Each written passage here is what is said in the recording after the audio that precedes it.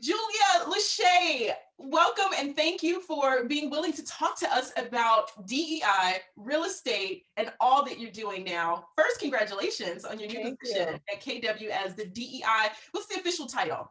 The official title is Head of Diversity, Equity, and Inclusion. Yes, Or yes. I've seen some of it say Head of Inclusion and Belonging, but it's all the same thing. We're working on the same goal, same thing. I love all of that. So tell us a little bit more about your journey with DEI, how this came and fell into your lap, and what are some of your intentions, initiatives, and so forth. We'll talk about all of it, but let's just start with your journey.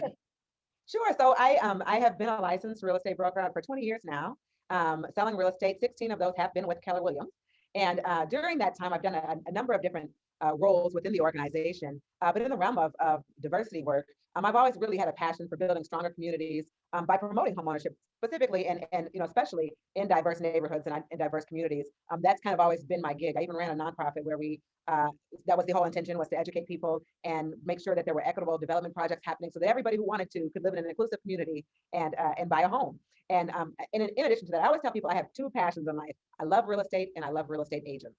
And so, in addition to loving real estate, wanting everyone to have access to real estate, I also love the agent who is, to me, the gatekeeper of that world of people accessing homes and home ownership. And so, for the agent component of it, I love to see agents grow their business. And I really believe that agents who are well educated and are diverse and incorporate diversity, equity, and inclusion into their business models have a really big opportunity to grow really big sustainable businesses. So that has over the last 20 years kind of really been my gig that I've been doing. That is amazing to hear. And I love your perspective on the fact that diversity actually helps our businesses to thrive. So, with all of that being said, tell us, how did this shift into a full blown position at KW, which again is so exciting to hear? Yeah, well, you know what? It's last year, Gary Keller had started and created a social equity task force.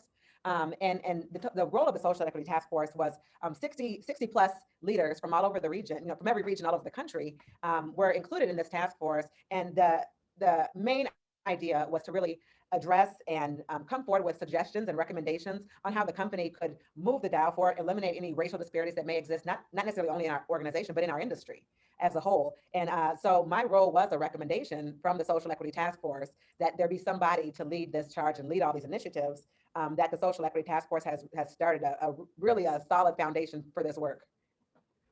I love this. And I know you are very new into this role. So I don't want to make it sound like, okay, so what have you already accomplished? Because it's like, okay, hold on, let me get settled. But if you don't mind, and if it's not trade secrets, what are some things that you just looking forward to Yeah. initiating? Well, I don't mind. And although I'm very new to this role, again, this really developed out of our social equity task force. And the social equity task force has been full force all year. And so there are a number of initiatives that have been worked on, are being worked on. Some of them have already been completed, but those initiatives include things like, in fact, when I'm going to look at, I'm going to look at all of it because it's a lot. We've done a lot. One of them is increasing diversity in every level of the organization. One of them is increasing home ownership in our communities of color, providing diversity training to our agents, employees, diversifying marketing and advertising, increasing wealth both inside and outside of the company. Those are just a few. There's a ton. And again, a lot of these, especially the community work, we have a really fantastic community give back committee who has already done a lot of groundwork, boots on the ground work. And so, like I said, the foundation is definitely laid for a lot of the initiatives that we will and continue to do. We are offering two classes to our agents. One of those is called The Color of Real Estate. And that class is really about the historical context of real estate.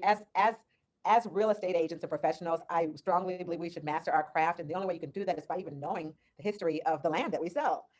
So we talk about the historical context of real estate, how it's brought us to where we are in today's economy, with the disparities in homeownership that exist.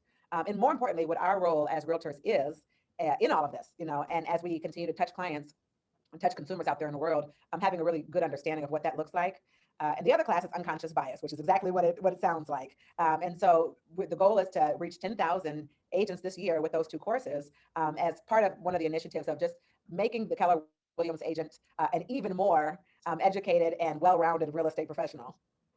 Amazing. And those are two of the things that those two class topics we have seen really come out of even NAR. So to know that we're going to be able to really drive home these messages. So from associations to Mhm, your mhm. firm, I absolutely love it. I feel like everybody's tag teaming, right? Yes, There's some yes, yes, synergy. absolutely, yes. So with that being said, if other firms have thought about, hmm, that sounds interesting, what would be some recommendations for them to proceed with, whether it's the educational pieces, having a role created, even like yours, or maybe even having the task force that you all began with? So what are your thoughts? Well, I think that I would go back to when Gary Keller first stepped up and said, this is something that's important that we're going to do. I mean, he really stepped into a space that a lot of leaders aren't comfortable being in or even talking about or discussing. And it was genuine. And so there is something there that is, you can't just say, oh, let's check a box and let's just say we have a class and we have a diversity task force. It really has to come from the heart, because any of these types of initiatives, they come from the top down, right? People are only going to buy in if their leadership is really for it, about it, and understands the importance of it. Sometimes organizations may say, oh, let's just get us a DEI person and let's say we've got one. And really, they themselves don't even understand the importance of incorporating diversity, equity, and inclusion into their business. And so if that's the case, it's not going to work, right?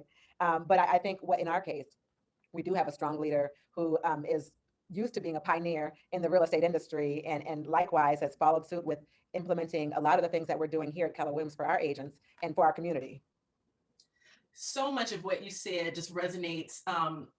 If if someone is in that mode of I'm just checking boxes, Mhm. what are some suggestions, particularly, what we're seeing a lot right now, just to be honest, it's more of the agents, right, that may be pushing for their leadership at their firm to implement these things and to make changes. So any suggestions on maybe how someone that is not the leader can lead up?